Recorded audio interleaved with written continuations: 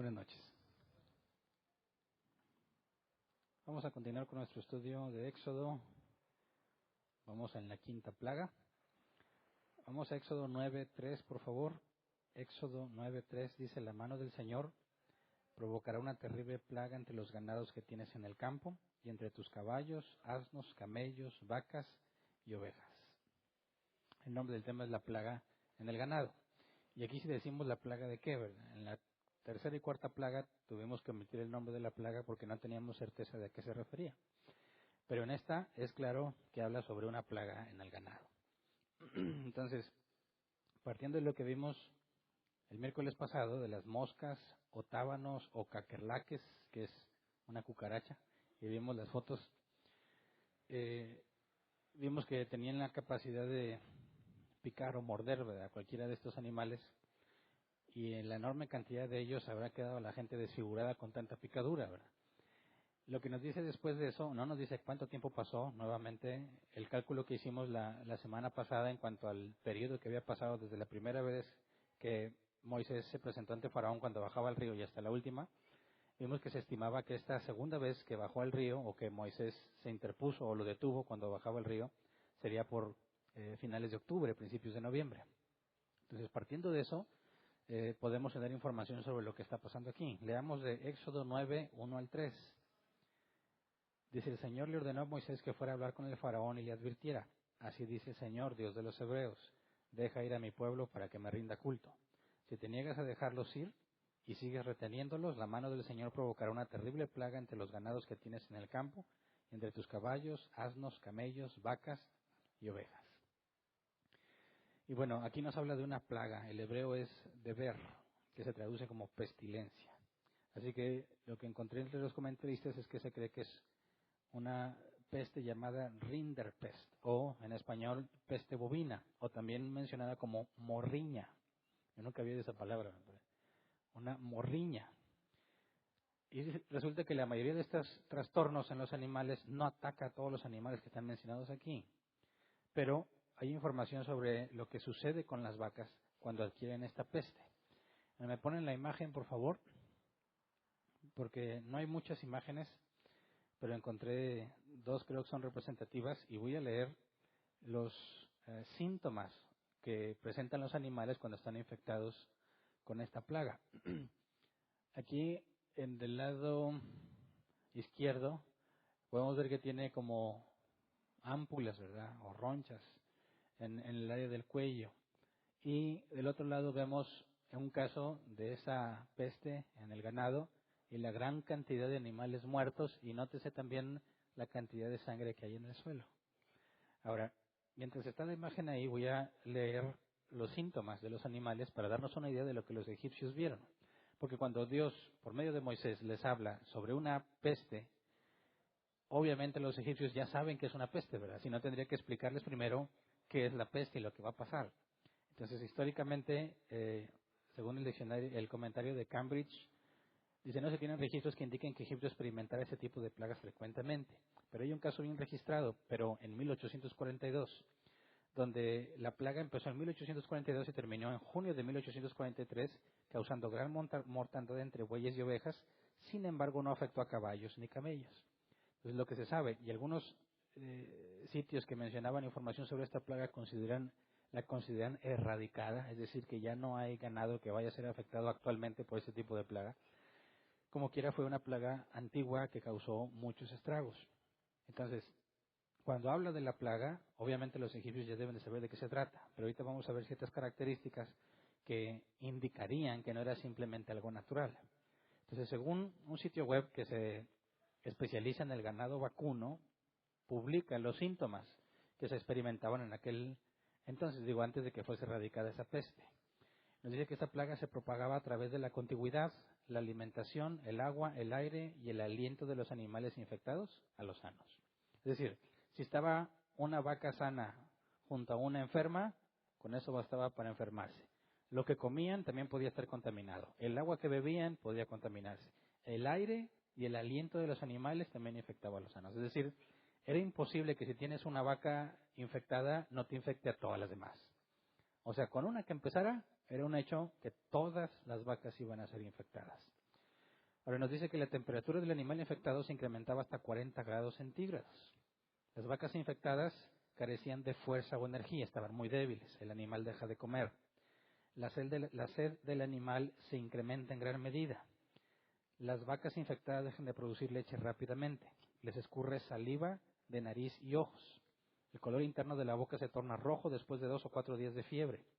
Se pueden ver unas pequeñas manchas dentro de los labios y el cuello y las encías de los dientes y debajo de la lengua. La vaca infectada despide muy mal olor. La vaca sufre dolor en la boca y en el esófago. Sangre fluye con la evacuación intestinal. Aparecen manchas rojas en los labios y en la mayoría de los casos la vaca infectada muere entre 7 y 10 días de haber adquirido la plaga. Entonces lo que está aquí y toda la sangre que está entre las vacas es precisamente lo que pasaba cuando evacuaban. Perdían mucha sangre. Y en este caso las manchas y ámpulas que aparecían en el lado del cuello, pues es un ejemplo de una vaca. Y aquí no se alcanza a ver con mucho detalle, pero tiene escurrimiento en los ojos. Entonces, y huele feo. Imagínate, todos los animales infectados. Ahora,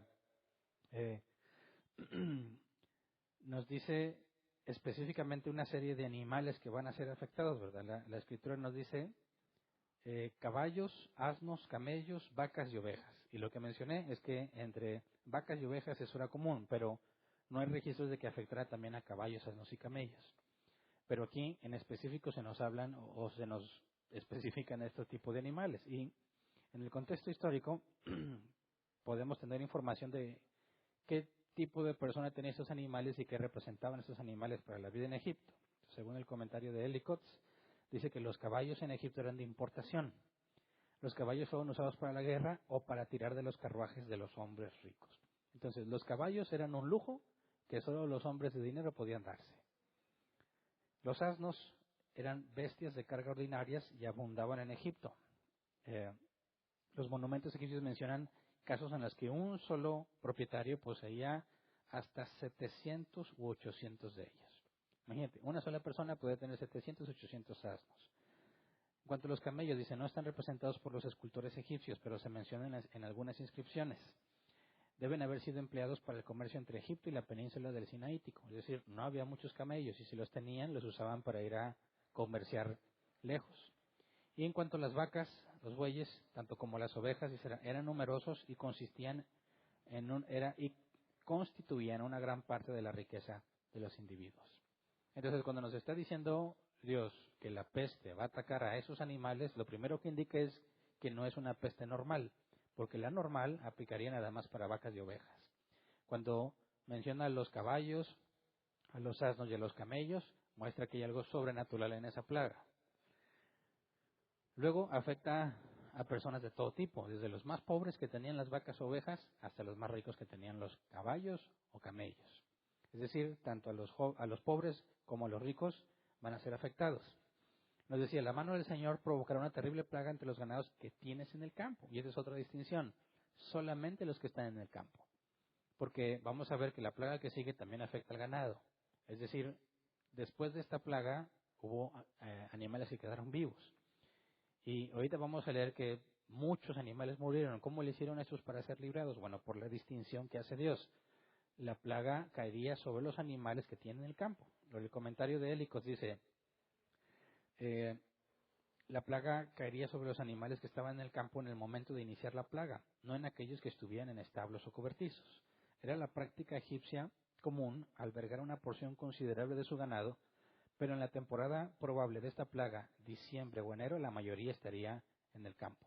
Debido a eso, las pérdidas serían muy grandes y el rey sin duda sufriría con el resto de las personas, ya que los monarcas egipcios eran grandes propietarios de ganado. Y esto ya lo habíamos visto, ¿verdad?, con José, cuando presentó, la forma o el argumento que usó para atraer a sus hermanos es que los hermanos eran pastores y se podían hacer cargo del ganado de Faraón, ¿verdad? Faraón le dijo, escoge a los mejores para que cuiden a mis animales. Entonces, afectaría también a Faraón porque los monarcas tenían grandes cantidades de ganado. Entonces, fíjate bien, como que va ad hoc. Lo que vimos la semana pasada sería en otoño, cuando Faraón bajaba al río y se presentó la cuarta plaga.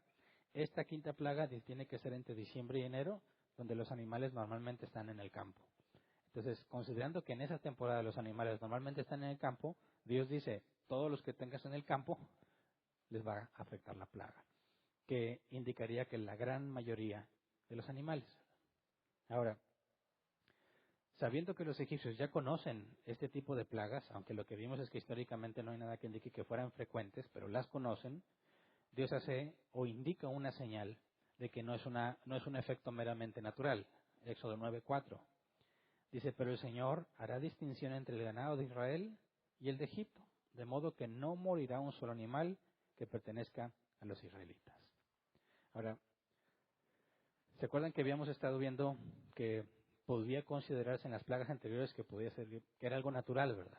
Incluso algunas de las preguntas era, oye, que parecían secuenciales, ¿verdad? Afectaba al Nilo, el Nilo generaba moscos, los moscos generaban ranas y así, ¿verdad? Pero vimos, sin embargo, que en cada una de ellas había un factor que lo hacía distinto a lo natural, que hablaba o que demostraba que era milagroso.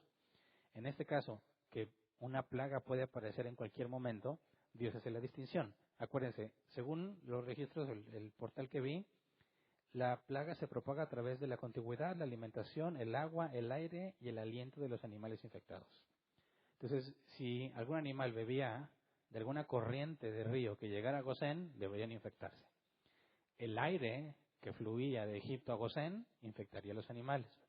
Entonces, la posibilidad o la probabilidad de que los animales en Gosén se infectaran también era grandísima, ¿verdad? Muy alta. Lo natural es que también el ganado que estaba en Gosén, es decir, de los hebreos, debió ser infectado, pero Dios hace la distinción. Aunque esa es la manera en que se propaga la plaga, dice Dios, los animales de los hebreos no les va a pasar nada. Y es una señal que indica que no es algo solamente natural. Obviamente es por medios naturales, ¿verdad? Pero está en control de Dios. Luego dice el versículo 5, además el Señor fijó un plazo y dijo, mañana yo, el Señor, haré esto en el país. Y esa es la última característica que indica que es un milagro, que va a empezar mañana, ¿verdad? Si es una plaga natural, nadie sabe cuándo va a empezar. Nadie puede predecir que va a empezar. Entonces, fíjate, va a afectar a los animales en general, número 1, ¿verdad? 2, solamente a los que estén al aire libre, en el campo. Los que estén bajo cobertizo, bajo techo, eso no les va a pasar nada. 3, solamente los de ellos, no los de los hebreos, solamente el ganado egipcio va a ser afectado. Y 4, va a empezar hasta el día siguiente. Entonces, estas 4 características indican que no se trata de un fenómeno natural, sino que está en absoluto y pleno control de Dios. Además, fíjate la oportunidad que le da. Si tú fueras un egipcio, ¿cómo te ha ido con las plagas, verdad? No sabemos cuánto tiempo pasó desde la última, pero estaban todos picoteados, ¿verdad? Ya sea por cucarachas, o por moscos, o por tábanos. El punto es que los moscos o los tábanos chupaban sangre. Las cucarachas no, eso nada más mordían. Nomás por maldosas, ¿verdad? Y te dejaban ronchotas. Imagínate todos llenos de ronchas. Se aparece Moisés y les dice, mañana va a caer una plaga sobre todos los animales que dejes en el campo. ¿Le crees o no le crees? Porque te está diciendo, mañana, no así de repente como pasó en las otras plagas, ¿verdad? Mañana va a empezar eso, así que les está dando una oportunidad a todos aquellos que sospechen que tal vez se vaya a cumplir lo que dijo Moisés, porque ya lleva 4 plagas en que no le falla. Dios les está dando la oportunidad de que alberguen a sus animales. Fíjate bien, los únicos que van a resultar afectados son los que hayan despreciado la advertencia, ¿verdad? Porque los únicos animales que serán afectados serán los que están al aire libre. No se nos dice quiénes hicieron caso y quiénes no.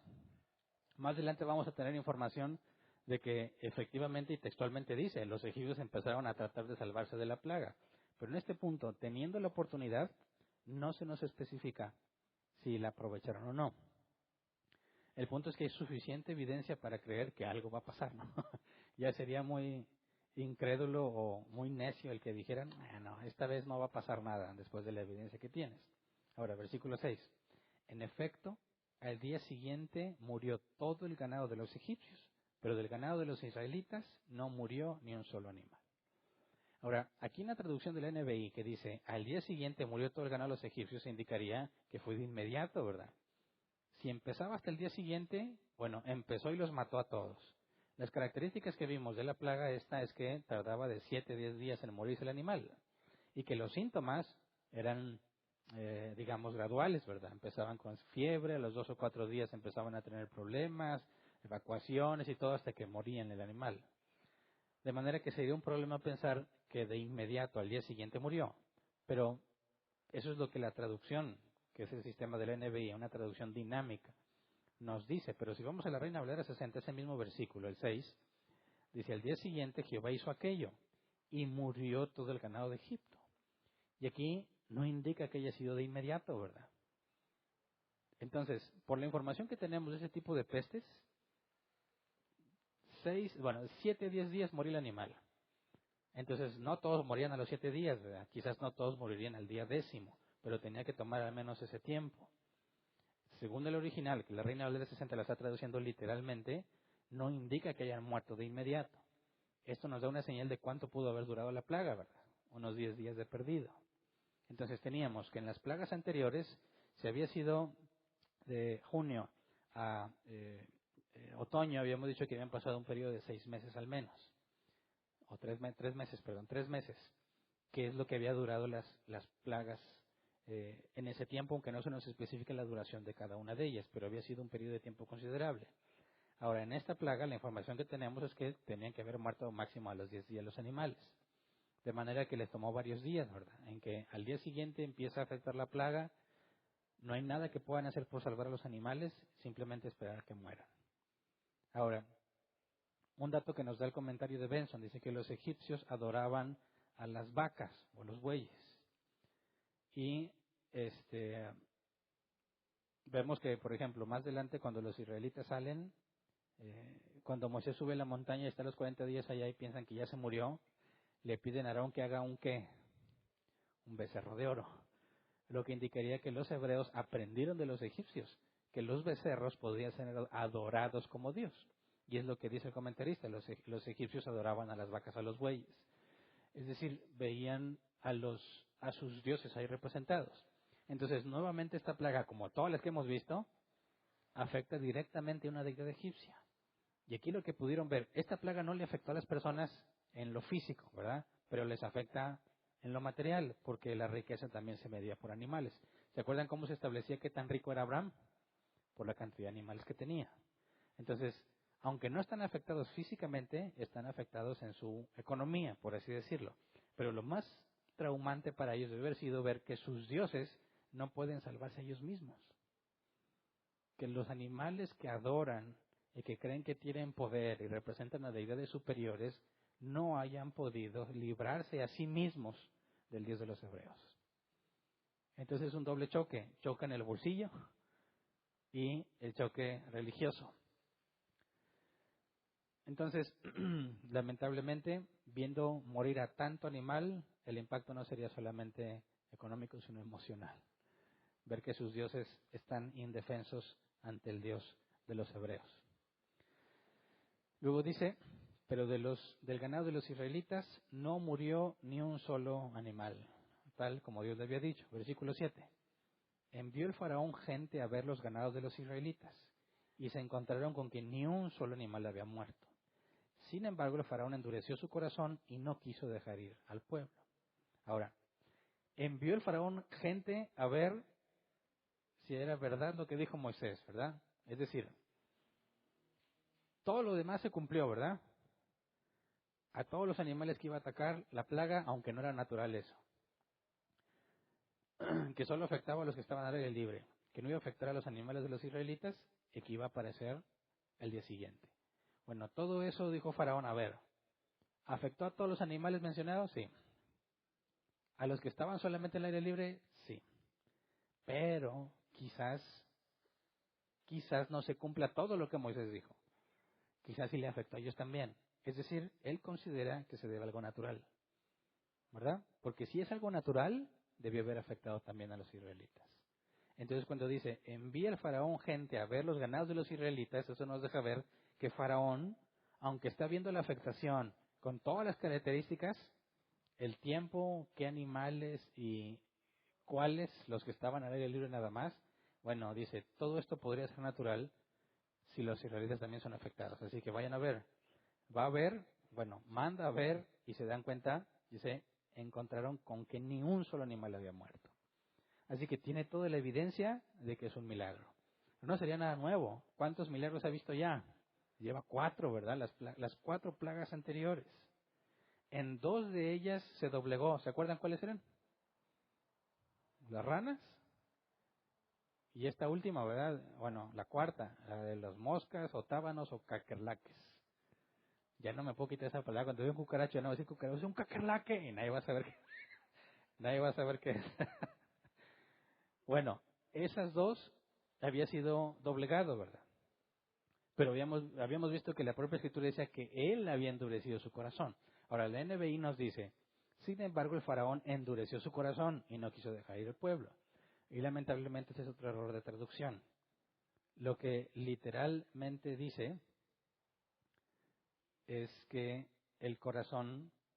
Bueno, ¿me pone por favor la Reina Valera 60 de ese versículo? Porque aquí olvidé apuntar el pasaje tal cual. Mas el corazón de Faraón se endureció y no dejó ir al pueblo. Esa traducción es literal y nos muestra que no fue un acto de su propia voluntad. Es decir, Faraón no endureció su corazón como sucedió con las ranas y con los tábanos, sino que su corazón siguió endurecido. Es decir, no se impresionó. No dijo, "Ah". ¿Por qué? ¿Por qué no se habría impresionado? Y habíamos visto ejemplos en el caso de los mosquitos, de los zancudos, decíamos, bueno, pues él tenía, se sabe que había rejilla especial, ¿verdad? Malla especial para protegerse de los zancudos y a lo mejor no le había afectado. Pero en esta, como la pérdida es simplemente material, el comentario de Licos dice, la pérdida de propiedad no angustiaría mucho a un monarca como el faraón. Fácilmente podía recuperar el valor que había perdido tomándolo de sus súbditos. O sea, que lo que él hubiese perdido ahí de los animales que quedaron al descubierto, pues simplemente se lo quitaba a su gente, así que no le afectaba. El comentario de Pulpi dice, era tan rico que una aflicción que afectaba solo a la propiedad parecía un asunto trivial. ¿Qué le importaba a él el sufrimiento de las pobres bestias o las ruinas de aquellos que dependían de la cría y la alimentación del ganado? No le afecta. Pero es importante que veamos para la plaga que sigue, porque en la plaga que sigue va a ser la primera vez que se menciona que Dios endurece al faraón. Y ahí es donde vamos a entrar a analizar qué es lo que está haciendo Dios, porque en la plaga que sigue, Faraón reconoce que ha hecho mal y Dios endurece su corazón. Entonces, para poder entender lo que está pasando, o lo que vamos a ver, si Dios lo permite, el próximo miércoles, tendríamos que ver lo que está pasando ahorita. Porque en el futuro, en la siguiente plaga, Faraón va a reconocer, pero Dios lo va a endurecer. Vimos que en la de ranas y en la de tábanos, él se endureció su corazón como acto de su propia voluntad. Es decir, tenía la evidencia, era contundente, no negó que le había afectado, estuvo dispuesto a dejar a los israelitas, pero luego él mismo decidió no creer. Él mismo decidió negar la evidencia, a pesar de que la está viendo, a pesar de que la experimentó. Ahora, en este caso, ya pasó por 2 veces que se doblega. Esta vez dice, no me importa. No se impresiona y su corazón no considera que haya habido evidencia suficiente que indique que realmente Dios tiene control de eso. Ahora, ¿se acuerdan que los magos ya le habían dicho también, verdad? Con los piojos, dijo, dedo de Dios es este. Ya habían reconocido, pero este hombre sigue sin reconocer. Entonces, lo que tenemos que entender es, ¿qué tipo de persona es Faraón en este punto? ¿Qué tipo de persona, teniendo la evidencia, decide negarla? ¿Y por qué Dios querría endurecerlo a pesar de que hay síntomas de que Faraón está reconociendo a Dios?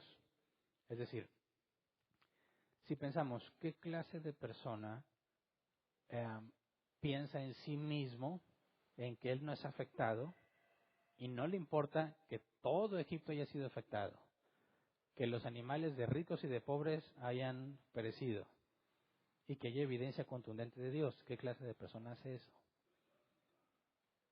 Jesús nos ha enseñado en distintas partes de la Escritura, sobre todo cuando está dialogando con fariseos, qué tipo de persona niega la evidencia aunque la tiene enfrente. ¿Qué tipo de persona lo hace? Acuérdense que hablamos de, aunque voy a entrar en más detalle esto el próximo miércoles, ¿recuerdan quiénes eran los iluminados? Que lo estudiamos en el tema de fundamentos con la seguridad de la salvación. ¿Quiénes eran los iluminados? aquellos que pudieron probar, experimentar, ver, conocer el poder de Dios. Y a pesar de eso, no quisieron nada con Dios. ¿Verdad? Faraón, hasta este punto, que es todo lo que ha visto, toda la evidencia que tiene, y él dice, no me importa. ¿Cuánta misericordia se le ha mostrado a Faraón hasta este punto? Yo sé que Faraón se ve como el enemigo, ¿verdad? Pero ¿cuánta paciencia le ha tenido Dios a él? Fíjate bien, no que esté tratando de convertirlo, porque Dios no trata. Dios convierte al que ha elegido para salvación. Así que Dios no está tratando de convencer a Faraón. Lo que dijo desde el principio es, este hombre no los va a dejar ir a menos que sea por fuerza. Sin embargo, en cada ocasión, cada plaga, bueno, excepto una que vimos que ni sin previo aviso empezó la plaga, ha tenido la oportunidad de ceder antes de que le sobrevenga el mal. Y no quiere.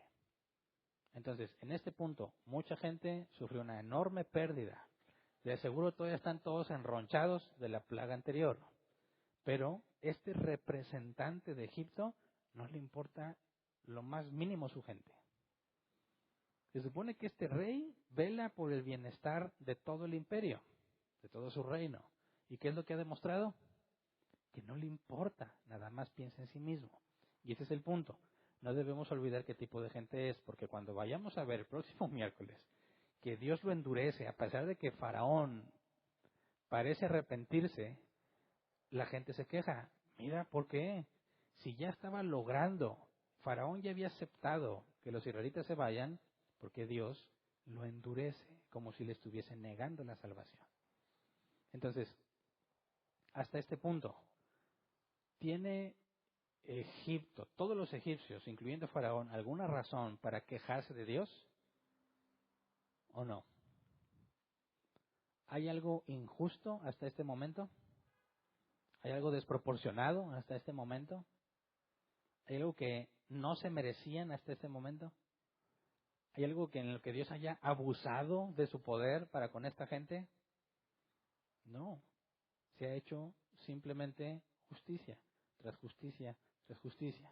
Los israelitas están empobrecidos porque están gobernados por los egipcios, ¿verdad? Y esta plaga, fíjate bien, Dios, además de proteger a los israelitas, protegió lo que es suyo. Tienen poco, ¿verdad? Vamos a ver que salen con animales y con muchas cosas, ¿verdad? Pero son pobres como quiera. Tienen poco. Los egipcios tienen mucho. Cuando Dios dice, voy a traer una plaga, yo voy a proteger a los israelitas. Sucedió con la plaga anterior, ¿verdad? A ellos no les iba a afectar. Ahora protege sus posesiones, aunque sean muy pocas. Pero con los egipcios, Dios hace juicio sobre ellos en su persona y en sus posesiones. Entonces, ¿qué te sirve o de qué te sirve tener mucho si no cuentas con la protección de Dios? Y aunque tengas poco, Dios no solo te guarda a ti, sino también lo que tienes. ¿Verdad? Entonces, los israelitas tienen poco porque hasta este punto ha sido la voluntad de Dios. Lo que va a hacer Él es llevarlos a una tierra que fluye leche y miel, que vimos. Sacarlos de una situación a otra completamente distinta. Y vamos a ver que les va a poner requisitos y muchas cosas que vamos a estudiar más adelante. Pero el punto que quiero que veamos aquí es que tienes una nación poderosa y a los israelitas que están empobrecidos. Pero Dios, el Dios de los hebreos, Dios de los esclavos, está derrotando a las deidades egipcias, está dañando a las personas egipcias y a la propiedad egipcia, y está protegiendo a los suyos y a lo que es de los suyos. ¿Qué clase de hombre ve que un pueblo oprimido está protegido por su Dios, que es más poderoso que los dioses de ellos, y aún así no se doblega? Quisiera que viéramos al faraón desde la perspectiva bíblica, porque cuando vamos avanzando en las plagas vamos a ver que el daño es cada vez mayor, y sobre todo en la próxima plaga no es la única vez en la que Dios endurece a Faraón, sino que lo va a seguir endureciendo 2 veces más. Entonces no quisiera que llegáramos a ese punto y luego leamos superficialmente y digamos, ay, pobre Faraón, pobrecito, mira, Dios tan malo que lo endurece. ¿Por qué lo endurece? ¿No se supone que Dios es un Dios de amor? Pues sí, es un Dios de amor, pero también es un Dios justo, ¿verdad? Entonces cuando leemos aquí, tenemos que hacernos una pregunta. ¿Qué culpa tenían los animales? ¿Mm? ¿Qué opinas?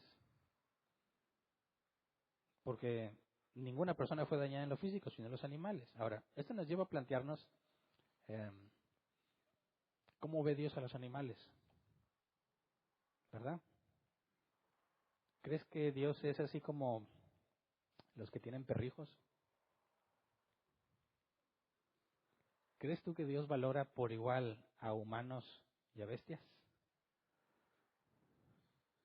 Esta es una pregunta importante, porque cada vez, hace poquito vi un video en internet de una mujer arriesgando su vida por salvar a un koala. No sé si lo vieron. Estaba el incendio, está el pobre koala ahí que se está quemando. Una señora se quita la blusa y agarra el koala, le echa agua y lo salva. Y todos, wow, qué acto heroico. Y no lo niego, ¿verdad? Arriesgó su vida por salvar a un koala. Es una escena muy triste estar viendo que un koala se queme vivo, ¿verdad? Pero si tuvieras que escoger entre salvar a un koala o salvar a un niño, ¿a quién salvas? ¿No has visto los videos que le hacen preguntas, ese tipo de preguntas a mucha gente? ¿Qué contestan? Prefieren salvar al animal. Yo he conocido personas que les he preguntado directamente, ¿a quién salvarías? ¿A un perro que se está ahogando? ¿Que es tu perro? ¿O a un niño que se está ahogando? ¿Y sabes qué me han contestado? Mi perro. Digo, ¿por qué? Pues porque ese niño yo ni lo conozco, pero el perro es mío. Yo amo a mi perro.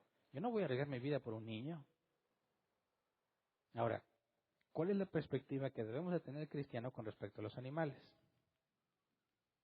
¿Son igualmente valiosos que un humano o no? ¿Debiéramos hacerle su fiesta de cumpleaños? ¿Sus bodas? Dice que dice boda de perros, ¿lo has visto? Bueno, ¿cuál es la postura bíblica con respecto a los animales? Tampoco nos dice que tenemos que abusar de los animales o maltratarlos o despreciarlos.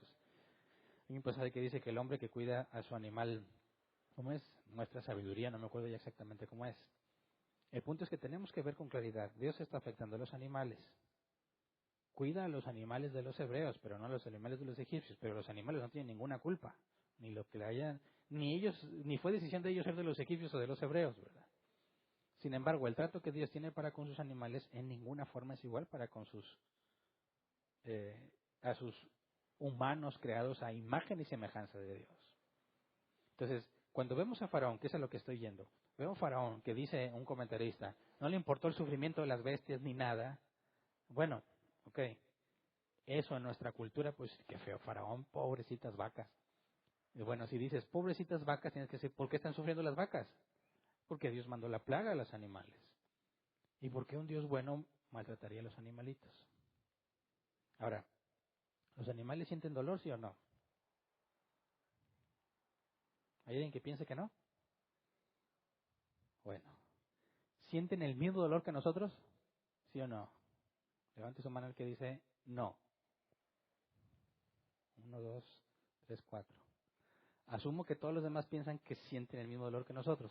La pregunta sería ¿cómo sabes eso? ¿Mm? ¿Sabes tú que un animal siente el mismo dolor que tú? ¿Cómo lo sabes? ¿Con qué experimento lo identificas? ¿Con qué escala de medición? No existe. No existe en lo absoluto. Asumimos que sienten lo mismo que nosotros, ¿verdad? Pero si ves desde la perspectiva bíblica, que ya mero entramos en esos temas, ¿por qué un Dios bueno y amoroso pediría que degolles a una cabra o a un becerro y que lo veas morir en tu lugar? Pobrecitos animales. Bueno, ¿sienten lo mismo o no? ¿No has visto esos videos que dicen, perro muestra gratitud al amo que lo rescató? Y pasan que el perrito y quiere que lo acaricie y dice, mira, está agradecido. ¿Sienten gratitud los animales? ¿Sí? ¿O es tu imaginación? ¿Sienten arrepentimiento? No hace mucho, bueno, ya tiene como unos 2, 3 años, hubo una persona entre nosotros que habló sobre los animales arrepentidos. Que había un caballo que estaba claramente arrepentido. ¿Y cómo sabes que se arrepintió? No, pues porque se vio que le hacía con la patita. Dices, bueno, pero ¿qué es el arrepentimiento? Un cambio de mentalidad, ¿verdad? Tú me estás diciendo que el caballo reflexionó y dijo, no, sabes que sí, estoy obrando mal. Mi dueña tiene razón, así que ya comprendí, voy a arrepentirme, ya no voy a ser el mismo y busco que se reconozca mi arrepentimiento. ¿Crees que un caballo hace eso? Claro que no. Es un punto de partida importante. Cuando hablamos sobre los animales, incluso sobre los recursos naturales, desde Génesis, dice la Escritura, les doy toda planta, incluso después toda bestia, para su sustento. De manera que la perspectiva bíblica hacia los animales no es verlos como personas, sino como recursos que deben ser administrados. Y eso es muy difícil de aceptar por muchos o por cierta sección de la sociedad. Cuando se encuentran esos pasajes donde vemos que Dios está trayendo una plaga sobre los animales, dicen, ¿cómo va a ser un Dios bueno alguien que maltrata así los animales? Porque sufrieron mucho los animales. ¿O no sufrieron mucho? Bueno, primero tendríamos que determinar la escala de sufrimiento y ver si sufren lo mismo que nosotros. Podemos decir que sufren por las reacciones que tienen, ¿verdad? Cuando le pisas la pata al perrito, aunque no querías, el perro chilla, ¿verdad? Le dolió, pero igual que a nosotros, no podemos saberlo. Entonces, cuando vemos la perspectiva bíblica de los animales, además de la parte cultural, tenemos que entender que para nada es lo que la sociedad actualmente considera de los animales, ¿verdad? Tomar un animal y degollarlo y decir, él se muere en tu lugar y que tú lo veas morir y estés consciente de lo grave de tu pecado, si tú ves el animal como una persona, entonces vas a ver a Dios injusto. Pero si ves el animal como un medio de provisión, en este caso, para que pague él y no tú, desde la perspectiva bíblica, es una bendición. Oye, pero ¿cómo sufrió? Bueno, no sabemos. De hecho, no hay nada que indique que sufran igual que nosotros, ni siquiera desde la perspectiva de la justicia divina. Porque si Adán y Eva pecaron y nosotros experimentamos la ciencia del bien y del mal por la voluntad de nuestros padres, a Adán y Eva, y nosotros tenemos esas mismas características en el cuerpo, no habría ningún sentido ni registro bíblico de que los animales experimenten lo mismo que nosotros, porque ellos no cometieron el pecado que nosotros cometimos. Entonces, cuando toquemos estos temas, sobre todo, me estoy adelantando un poco porque lo íbamos a ver con más detalle cuando se habla de los sacrificios de animales. Quisiera que viéramos el contexto con lo que vimos la semana pasada. ¿Qué tan grave era el maltrato de un animal sagrado en Egipto? ¿Se acuerdan que vimos los registros históricos de un embajador romano que por accidente mató un gato y la gente se abalanzó sobre él y lo destrozó? Bueno, fíjate bien la perspectiva de los egipcios sobre esos animales, que los idolatraban, ¿verdad? Bueno, tristemente esa misma situación se presenta en la actualidad, porque hay personas que idolatran a los animales. Y no estoy diciendo que le ponen veladoras y le piden deseos. Acuérdate que idolatría es todo aquello que se interpone entre Dios y tú. Entonces, tienen a sus perros y los consideran sus hijos, sus hermanos, su familia, y yo entiendo que puedes encariñarte, pero en ninguna forma es un ser personal, ¿verdad? En ninguna manera deberías preferir un animal y una persona, a una persona. Entonces, ese mismo, quisiera que trataras de imaginar el dolor que experimentaron los egipcios al ver a sus animales sagrados en semejante sufrimiento. Ahora, ¿crees tú que ellos estarían dispuestos a humillarse ante el Dios de Israel? ¿O simplemente crecía su odio hacia el Dios de Israel? ¿Qué crees tú? Están reflexionando hoy, ¿sabes qué? Sí, ¿sabes que debiéramos de reconocer a este Dios? ¿O simplemente crece el odio contra Dios por lo que hace? Nosotros esperaríamos, y por eso me estoy adelantando con Faraón, esperaríamos que tanto Faraón como los egipcios estén recapacitando, ¿verdad? Replanteándose lo que está pasando y viendo la evidencia para considerar si realmente sus dioses existen. Pero lo que dice la Escritura es que eso es imposible para el ser humano. Estos simplemente al sentirse agredidos y ofendidos en cosas tan importantes para ellos, lo único que hacen es incrementar su odio para con el Dios de Israel. Entonces, Faraón, de toda la evidencia que tiene, no hay nada que indique que él reflexione o recapacite para reconocer al Dios de Israel, porque en términos bíblicos eso es imposible para el ser humano natural. Lo que está pasando con Faraón y todos los suyos es que están creciendo en odio contra el Dios de los hebreos y por consecuencia contra los israelitas. Entonces, la idea de entender esta plaga y sus consecuencias en Egipto para poder entender por qué Dios endurece en la próxima a Faraón es entender qué está pasando con ellos, cómo están percibiendo todo lo que Dios les ha hecho y la reacción de Faraón ante todas estas cosas. No reconoce a Dios y no tiene planes de hacerlo. Entonces, cuando le diga a Moisés que se arrepiente y Dios lo endurezca, tenemos que analizar desde la perspectiva de lo que Faraón es, cómo Faraón piensa y cómo están interpretando las cosas que le suceden. Y eso debe traernos más claridad. Como quiera, si Dios lo permite, el próximo miércoles incluso tenemos que hablar sobre la carta a los romanos para entender lo que está pasando con Faraón. Pero vamos a dejarlo aquí hasta hoy. Vamos a ponernos de pie y vamos a orar antes de pasar a la sección de preguntas. La plaga que sigue también está bien cortita, pero como dice que Dios endureció a Faraón, a ella necesitamos tiempo para analizarlo con cuidado.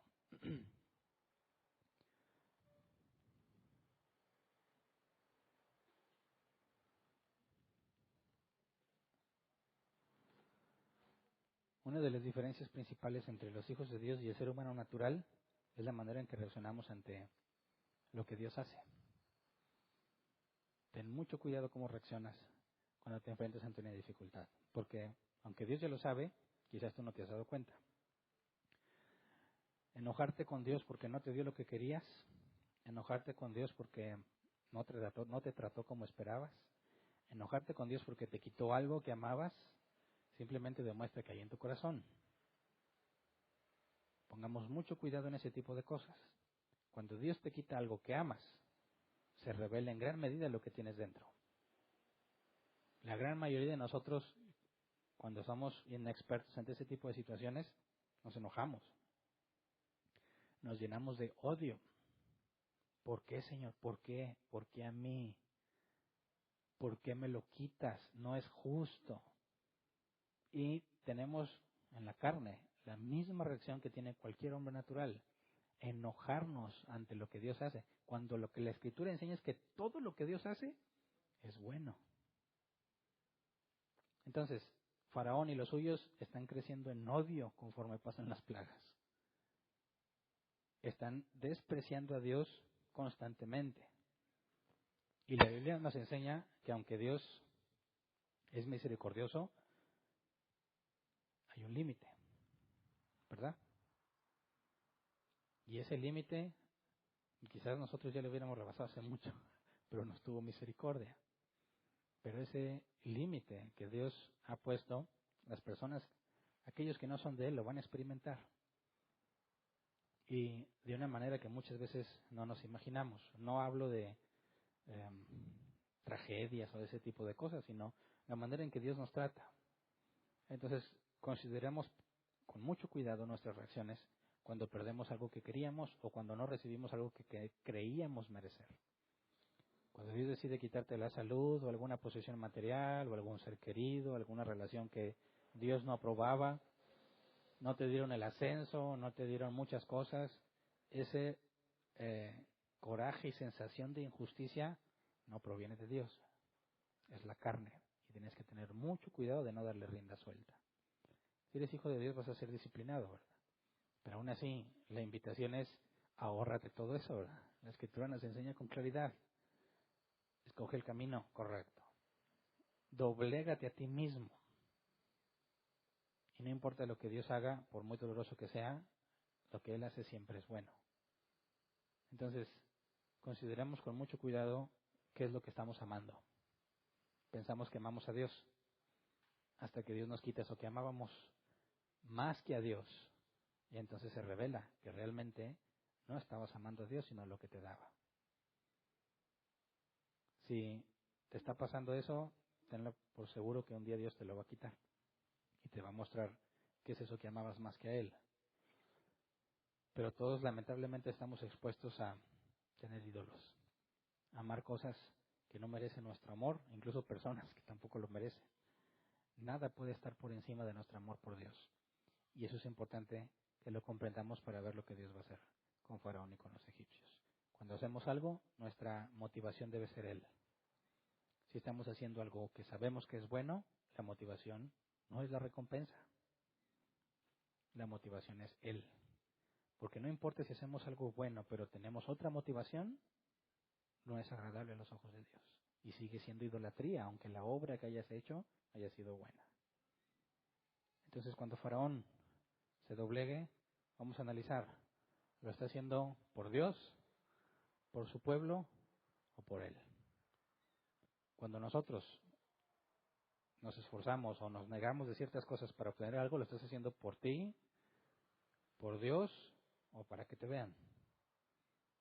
Y todo lo que hagamos debe ser única y exclusivamente basado en agradar a Dios. Ya sea que nadie te vea, que nadie se dé cuenta, o ya sea que no recibas ningún beneficio. Así que tenemos que tener mucho cuidado con eso. Vamos a pedirle a Dios, preparándonos para lo que viene en la plaga que sigue, que nos muestre cuál es nuestro amor más grande. Estoy seguro que todos pensamos que es Dios, pero lamentablemente nos engañamos a nosotros mismos. Podemos ser infieles de muchas maneras, pero solo Dios puede mostrarnos, porque si alguien te lo dice no lo vas a reconocer hasta que Dios te pone en evidencia. Y ahí se diferencia quién es su hijo y quién no. La manera en que reaccionas cuando Dios ha decidido negarte algo. Así que vamos a orar. Señor, queremos agradecerte por todo lo que nos has mostrado, por lo que nos mostrarás, por toda la paciencia que has tenido para con nosotros, Señor, porque igual de necios que Faraón hemos sido. Muchas veces hemos negado lo que es evidente. Tus bendiciones, Señor, que son claras, nos hemos acostumbrado a ellas y las vemos como algo cotidiano. Incluso hemos llegado a pensar que lo merecemos. Nos molesta cuando nos lo quitas, Señor, cuando no hay nada que indique que tú estés obligado a darnos algo. No tienes ninguna obligación para con nosotros, Señor. Sin embargo, damos por hecho que nos vas a tratar bien, damos por hecho que nos vas a bendecir y lamentablemente llegamos a la conclusión de que es algo que merecemos. Líbranos de nosotros mismos y de nuestro corazón, Señor. Enséñanos a comprender que lo único que merecemos es condenación, que cada uno de nuestros errores merecen la muerte, de manera que si estamos vivos, aunque no tengamos la salud que queramos o el bienestar económico o cualquier situación externa, aunque no sea lo que queramos, el hecho de que estemos vivos es una gran misericordia. Y estamos tan acostumbrados a que cada día nos levantamos y seguimos haciendo nuestras actividades y nos hemos olvidado de agradecerte. Nos hemos olvidado, Señor, que no merecemos nada de ti y que tú no tienes ninguna razón para bendecirnos. Aún si tú decidieras no bendecirnos nunca más hasta el día de nuestra muerte, aún tú serías bueno y serías justo, Señor, porque no hay nada que indique que yo deba ser bendecido. Así que te pedimos, Padre, que nos libres de nosotros mismos, que nos permitas vernos como tú nos ves, que las cosas cotidianas que tengamos aprendamos a valorarlas, sabiendo que es algo que no merecemos aunque estamos acostumbrados a ellos. No permitas que seamos ciegos ante nuestras propias condiciones, hasta nuestra propia situación, Señor, que a veces hemos decidido hacer lo malo y nos hemos acostumbrado a ello, lo hemos dado como algo normal, quizás lo hemos justificado porque otros lo hacen. No nos entregues a nuestros propios deseos, Señor, no nos entregues a nuestras propias decisiones. Ten misericordia de nosotros, cámbianos, disciplínanos y transfórmanos, Señor, para que tengamos evidencia clara de que somos tus hijos. Muchas veces hemos despreciado tu enseñanza, muchas veces hemos despreciado tu palabra, hemos decidido hacer lo malo sabiendo que es malo, hemos decidido no hacer lo bueno que sabemos que debiéramos hacer, y aún así tú has tenido paciencia y misericordia por amor de tu nombre. Así que enséñanos, Padre, a agradecer todo lo que nos has dado, a permanecer conscientes de cada una de las bendiciones que nos das, aunque estemos acostumbrados a ellas. Es lo que te pedimos en el nombre de Jesús. Amén. Sección de preguntas, pueden sentarse. 15 minutos para responder preguntas si las hay. Y si nos queda tiempo, respondemos preguntas en línea también si las hay. ¿Alguien tiene una pregunta?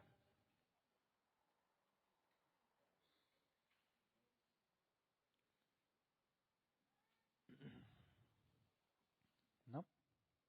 Aquí, por favor.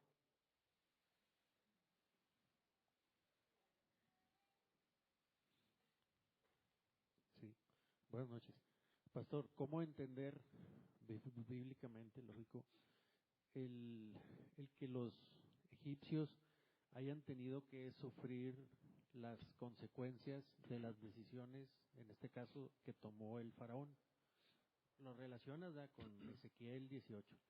Y luego yo mismo trato de responder, me digo, bueno, tal vez su único pecado fue haber nacido en la tierra de Egipto, o sea, pero con todo el contexto bíblico, digo, no creo que todos los egipcios hayan odiado a los israelitas, y aún y si por haber odiado a los israelitas, Dios los haya castigado, como que no es suficiente argumento. Entonces, ¿cómo entender en el contexto bíblico completo, pastor, que los egipcios, ahorita ya no vamos a hablar de los animales que hiciste el comentario, personas que son diferentes a los animales, lógico, hayan sufrido las consecuencias del corazón endurecido de Faraón y que haya tomado la decisión de no dejar ir a Israel?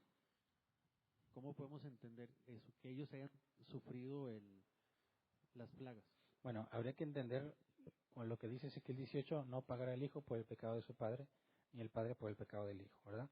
Pero eso habla de, por ejemplo, si mi padre hizo algo, yo pago lo que él hizo como si estuviese recibiendo la condena por algo que yo no he hecho, ¿verdad? Cuando hablamos de una consecuencia por decisiones, no estamos hablando de que tú estás pagando el pecado de otro. Estás teniendo una consecuencia por las decisiones del otro. Y eso, no hay nada en la Escritura que indique que por el error de alguien tú vas a tener una consecuencia negativa. Pero el hecho de la consecuencia negativa que recibas por la mala decisión de si alguien, por ejemplo, vas en un camión, van 50 personas y el chofer se queda dormido y chocan. Todos quedan golpeados. Ahora, bíblicamente, los 50 golpeados por culpa del chofer que no durmió como debiera o que se malpasó en la noche y no le importó y como quiera se fue a trabajar, se arriesgó a conducir sabiendo que podía quedarse dormido. Bueno, esos 50 que iban ahí, ¿pagaron el pecado de él? Claro que no. Están viviendo una consecuencia de una mala decisión, pero no es un pago del pecado del otro. Entonces, cuando tú ves a un monarca como el faraón tomando decisiones, bueno, lo que él decida va a traer consecuencias a todos, pero no están pagando por su pecado. ¿Me explico? Entonces, primero esa distinción. Luego, segundo, decías, quizás su problema es haber nacido en Egipto. Bueno, pero el hecho de que hayas nacido allá no significa que no puedas ser elegido por Dios para salvación, ¿verdad? Porque el hecho del lugar donde hayas nacido no tiene nada que ver. De hecho, aún para negar a Dios, no tiene nada que ver el lugar donde naciste. La carta de los Romanos nos dice que todos tenemos evidencia, nuestra conciencia que nos acusa del bien y del mal, ¿verdad?, que hacemos. Tenemos una evidencia interna de que hay algo fuera de lo material que nos dice que es bueno y que es malo. Y que como todos tenemos conciencia, entonces eso bueno y eso malo es algo objetivo que no depende de la percepción de la persona. Y eso es evidencia más que suficiente, natural, para concluir que hay algo más allá de nosotros mismos, que tiene que haber un creador. Entonces, todos los seres humanos reprimen la verdad, según enseña el apóstol Pablo, niegan la verdad de lo que su propia conciencia les revela. Por eso son culpables. Entonces, haya sido en Egipto, en Grecia, en Roma, lo que sea, todos tenemos exactamente las mismas herramientas. La revelación natural, en la naturaleza, y nuestra conciencia que nos indica lo bueno y lo malo. Entonces, no hay nada que los egipcios estén recibiendo que sea injusto, porque han pecado libremente, han reprimido su propia conciencia y ante la evidencia de las plagas aún así no reconocen al Dios de los hebreos. Entonces no hay nada injusto en lo que Dios les ha hecho. ¿Me explico? Sí, sí te explicas, pero voy a tratar de meditarlo más para entenderlo. Ok. Gracias. ¿Alguien más? Bueno, aquí otra vez. Ya que no hay nadie más. Hablando de los animales, pastor, bueno, hasta donde yo he entendido, mencionaste Génesis, pero igual en el diseño original, o como nuestro Señor Jesús dijo que en un principio, al menos yo no alcanzo a entender o a ver que diga que los animalitos debían morir. Y sí creo entender la diferencia entre un ser humano y un animal. Pero lo que voy a decir es esto, pastor, corrígeme mi apreciación. Yo he escuchado, porque no he estudiado mucho lo de Apocalipsis y eso, pero he oído de que cielos nuevos y tierra nueva y que el niño se meterá a la cueva donde está la víbora y paseará el león con la oveja y cosas así, ¿verdad? Yo creo que eso es literal, lo poquito que he oído o he leído. Y entonces en ese tiempo futuro, pastor, en esa nueva creación, cielos nuevos, tierra nueva, yo no veo y digo, la verdad, creo que todos desconocemos cómo va a ser nuestros cuerpos glorificados. Ujú. Pero este comentario se lo he hecho a algunos, pues que también dicen ser cristianos, ¿verdad? Y pues solamente Dios sabe. Pero yo les digo, ¿y tú crees que estando en ese tiempo, él va a decir, oye Dios, ¿cómo es si matamos esa vaquita porque se me antojó la barbacoa? ¿Y cómo es si matamos ese marranito porque quiero unos tamales? ¿Y cómo es si matamos ese pollito porque se me antojó un caldo de pollo? La verdad yo no alcanzo, digo, o no es literal lo poquito que he entendido, o lo he entendido mal, o estoy completamente equivocado, pero yo no veo esas escenas, no veo esas figuras en ese tiempo futuro de, ¿sabes qué, Dios? Pues al cabo parece ser que no hay ningún problema en que mueran, en que haya una muerte de un animal, y pues qué tal si los hacemos barbacoa y chicharrones y caldo de pollo, ¿verdad? Entonces, no sé si estoy muy descabellado en mi pensar, pastor, o más o menos en ese tiempo futuro. Bueno, es que mencionabas que decías que en el principio los animales, después de la decisión de Adán y Eva, los animales también morían. Pero ¿tú consideras que antes no morían o sí morían? Cuando, hasta donde dice que todo era bueno en gran manera, hasta ahí no sé, al menos yo no alcanzo a ver ningún registro de que un animal muriera, salvo lo que se dice que cuando Adán y Eva se cubrieron con unas ramas y que Dios les cubrió con pieles, se dice que tal vez Dios ahí ofreció el primer sacrificio él mismo y tuvo que sacrificar un cordero y de ahí vino la muerte sustituta y eso. Pero al menos lo demás, Okay. no alcanzo a ver yo que diga, sí, mátenlos cuando se les antoje comer y después del diluvio sí, ¿verdad? Dice que será para su sustento, pero eso no fue en el diseño original, fue cuando las aguas habían cubierto la tierra y no había mucho de dónde comer y de mucho verdad. Pero Okay. eso ya es después, no es en el diseño original. Bueno, lo preguntaba porque hay cristianos que piensan que sí había muerte animal aún antes de que Adán y Eva pecaran. Pero ahí quería saber si te estás en esa postura. Bueno, el punto es que si toda la creación fue maldita por la decisión de Adán y Eva, ¿verdad? Y entonces todo ser vivo experimenta la muerte, que también es mi postura. Aunque algunos dicen, oye, pero ¿tú crees que Adán y Eva no llegaron a pisar alguna hormiga en el Edén? O sea, que iban caminando y la mataron. O no pasaba eso, o no había hormigas. Bueno, no hay nada que indique que no había hormigas. Pero se moría si la pisabas o no. Bueno, esa es otra cosa. A lo que voy es que cuando después de la caída y la muerte entra al mundo, que es mi postura, que es para todo ser vivo, hasta después de la caída, bueno, entonces todos los animales también mueren. Pero si te fijas, cuando nos dice Pablo que la creación entera aguarda la manifestación de los hijos de Dios, ¿verdad? Porque fue sujetada, no por voluntad propia, sino por quien la sujetó, y espera ser redimida, eso indicaría que nos lleva al estado inicial. Y si regresamos al estado inicial, no había carnívoros. Entonces, no Eso es podría lo que voy. decir, oye, estamos en el reino milenial y se me antojó un pollito Ya. asado. Ok. No, ¿Estás de acuerdo entonces en eso? Ok. Ese era mi punto, ok. pero gracias. Digo, y si como tamales y como chorizos, pero No aplicaría si regresamos al estado original. ¿Alguien más? No. ¿En línea? Tampoco. Muy bien, entonces con eso terminamos la sesión de hoy. Les pedimos a los que nos acompañan en línea y esperamos que nos acompañen el próximo domingo o mañana a las 7, si Dios lo permite, hora México, en la sesión de preguntas y respuestas. Gracias.